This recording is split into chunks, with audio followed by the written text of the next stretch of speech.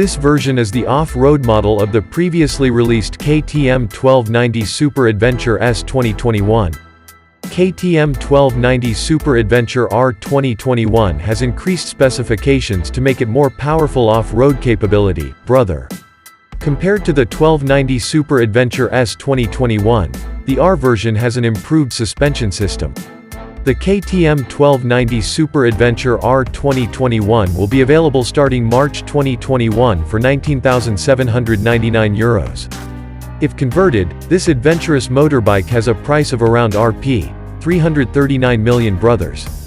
The USD 48mm suspension employs the best of WPXPLOR technology, a monoshock rear with a compressor that can be removed and adjusted manually.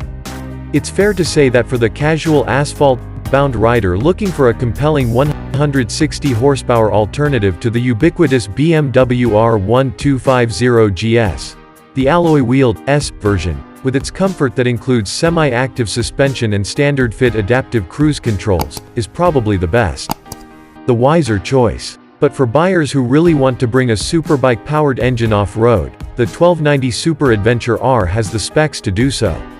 The basics of the bike are shared with the new 1290 Super Adventure S, including a new frame that shifts the steering head backward by 15mm and changes the position of the engine to focus more on the weight of the bike towards the front.